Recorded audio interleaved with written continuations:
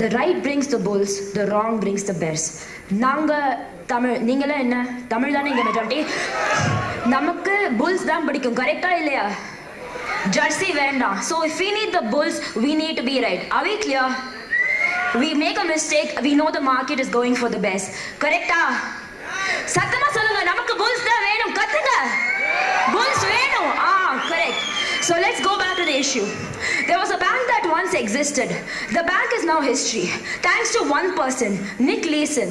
He had 2 years of unreported frauds. And today, the bank is history. That's Nick Leeson's case. There we had the board of directors. Let me give you number 2 example. Allied Irish Bank. Here, a rogue employee indulged in 2 years of unauthorized currency exchange rates, which is typically in yen-dollar exchange rates. So after 2 years of unauthorized currency exchange trades, what happened? The bank, of course, had huge losses. Of course, the bank was ignorant. But good thing was it had the financial viability to survive. But did it have the reputation? Sadly, no. Let me give you a third example. Sumitomo. Here, there was a famous Mr. 5%. And this Mr. 5% controlled 5% of the copper markets without the knowledge of the board of directors. And finally, what happened? Obviously, he was thrown behind the bus. But what also left the bank was not only the rogue employee, but also the good name. Lastly, we have Morgan Grenfell Asset Management. Here, a fund manager exceeded his limits. And once he exceeded his limits, what happened? The AMC went into a debt pool, no questions asked. But it was rescued by its parent company, Deutsche Bank. It had to, bring in extra funds to save the asset management company. So these are some 4 or 5 examples of corporate governance failures. I take immense pleasure in introducing myself as Sabita Sriram, and I'm here to present a paper today on the topic corporate governance. Corporate governance, you can ask, not really. It's actually whether the board and the audit committee converge or diverge.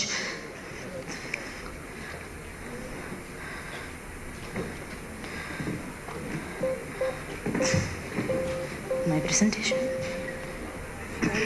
Yeah, where is my presentation? Oh, it's not. Where is it? 1 second, excuse me.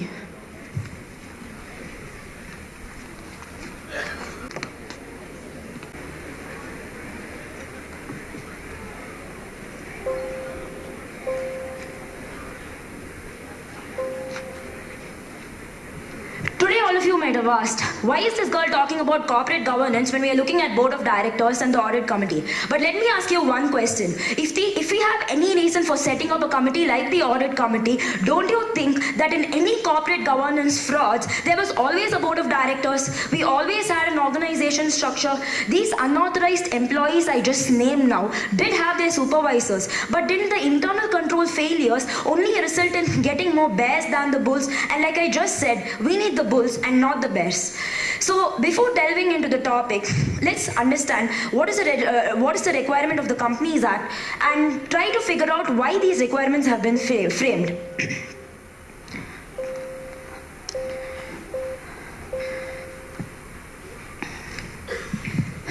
As far as the Companies Act is concerned, every company will be required to have a simple threshold of directors, which is 3 to 1. If you look at a public company, we need to have minimum 3 directors. If you look at a private company, we need to have 2 directors. And one-person company, as it was already explained, it's self-explanatory, we need to have 1 directors. Obviously, these directors will have to be living people and not artificial people, and this is subject to a cap of 15. Now, before going into the remaining provisions, I'll give you another story which I hope is interesting. There was the case of Bristol and Myers Squibb Co. This is a pharmaceutical company. This company was a part of a cartel firm. You might ask, what's a cartel? A cartel is nothing but a group of companies coming together, trying to influence the oligopolistic nature of the market to indulge in price fixing. Okay, it's a pretty simple concept, wherein 4-5 companies come together and try to indulge in price fixing. Now let's look at what researchers have found about this case study. This research was conducted by the New York University as well as the Swiss Institute of Banking and Finance. Here they observe some 4 or 5 trends which will be interesting, and most importantly, these have led to legal precedents in all over the world. If you see in this company, the auditors were same for about 4 to 5 years. Besides that, this company had employees who were internally promoted to become CEOs. This company also had new directors joining in, but these directors were mostly overseas directors and they were too busy to attend the board meetings. Also, this company had a habit of making too many political contributions. Besides that, most importantly, in the financial statements, this company restated its revenues too often. It smoothened its revenues, there was segment reclassification, and therefore in some situations you would observe, if you compare 2 years financial statements, some of the segments may not even be there. And unfortunately, no investor really took note of this.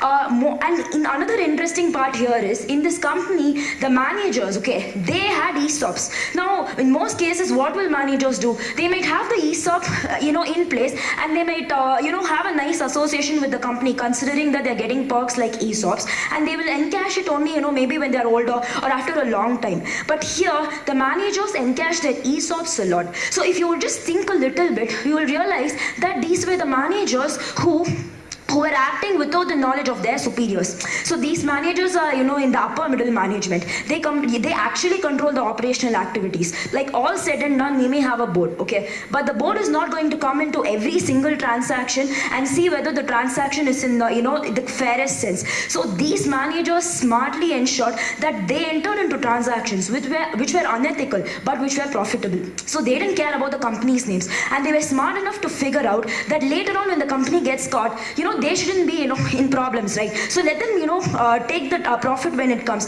Let the windfall be in their pockets before the company runs into greater issues. So here the managers ended up encashing their ESOP options way before any other managers usually do. Also, you should note that in case of this company, the directors were not people with the ability to read and understand the financial statements. Another major issue. So the good thing here is our new Companies Act 2013 addresses quite some of these issues. If you see, we will have a minimum number of 3 to 1 directors and 15 directors. You can always increase the number of directors by passing a special resolution. Also, you should note that now they have given recognition for women directors. So here, let me ask you one question. If we are asking if the board and the auditors are on par, when we have women directors and women auditors, who is going to worry more about their figures? Am I correct? I hope you guys get it right. Women directors worry most about their figures than anybody else. So considering that, let's not worry if they are in convergence or not. Besides this, they also require resident director. At least one director will have to be a person who has stayed in India for a period of greater than 182 days in the previous calendar year, of not less than 182 days, which is in the previous calendar year, not the normal financial year. It's a calendar year here. And you're also required to have an independent director if you're a public company, and 1/3 of your directors will have to be independent directors. So if we look at the legislation, we will realize that independent directors are people who will have to have the requisite qualifications, and internationally these are people who have the experience in preparing financial statements. So therefore, independent directors should not only have business knowledge, they should also have the knowledge to read and interpret financial statements. Some other provisions are, you can also have a small shareholder director to represent the minority. Again, it seems fairly self-explanatory. And these people will have to have a nominal value of share of at least 20,000 rupees. And in case a director is absent for more than 3 months, you can have an alternate director. And finally, you can have maximum 20 companies, for which 10 companies are going to be public limited companies. So if you look at the duties of a director, it will seem fairly understandable. You will have to be a person who works for the objects of the company, work within your articles of association, and make sure that you do not involve in conflicting situations, take undue advantage. You should always apply your mind, have reasonable care in the work that you do, apply reasonable skill and judgment, and you should not assign your office. If you don't follow any of these requirements, you will be punishable with a fine of at least 1 lakh, which may extend up to 5 lakhs. So as ma'am has said, this is something which is, very stringent. The law has become extremely stringent of late. And now if you look at an audit committee, this is again a threshold-driven rule. I'll keep it pretty simple. The thresholds for an audit committee is only applicable for public limited companies. So here you have to have paid up capital of rupees 10 crores or more, turnover of rupees 100 crores or more, and aggregate of loans, debentures, deposits and borrowings of rupees 50 crores or more. You look at these figures only from the last audited financial statements. And as far as the composition of audit committee is concerned, you need to have at least 3 members, of which all the members will have to be members with the ability to read and understand financial statements. The company is also required to disclose what is the background of these people to be elected as as members of the audit committee. And majority of these members, most importantly, need to be independent directors, and they need to be independent in the truest sense, without having any relationship with the company. No related party, no previous employment, no investment, directly or indirectly. So that's going to keep the audit committee totally untainted.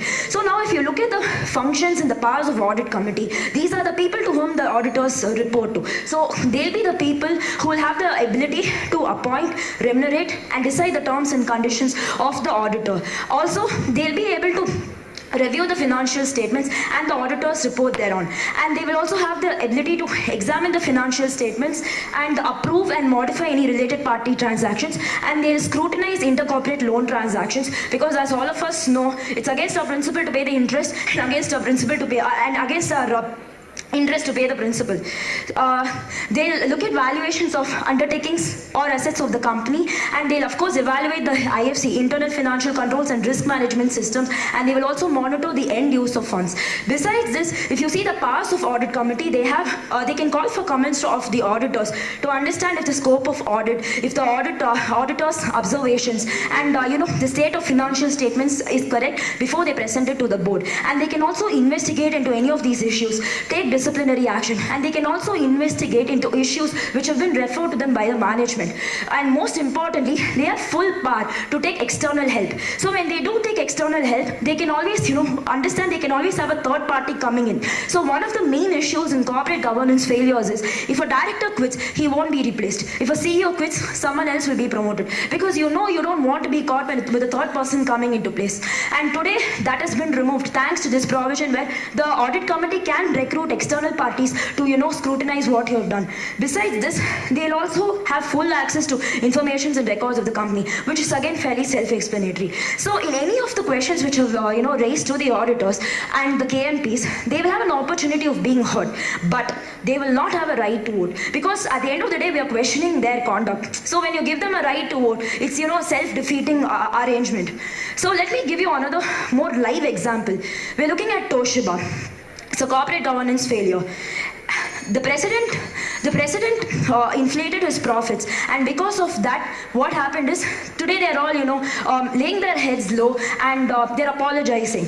So due to constraint of time, I'm going to end my presentation here, and I'm going to just finish it by saying that we don't have to question that the framework for auditing as well as checking what needs to be and what isn't there is given to us by the board of directors. But when it comes to policy oversight and monitoring, auditors will have to play a role. So I'll end my entire session with this Tamil saying, Karka Kasadara Karpavai Katraban Nirka Adarku Tagal. As aspiring auditors, let's make sure that we learn what we need to learn. With new legislations coming into place, we know there are more compliance risks. So let's learn very well and make sure that we are here to add more value to our clients, and more importantly, be in sync with what needs to be. Thank you so much for this wonderful opportunity. Thank you very much.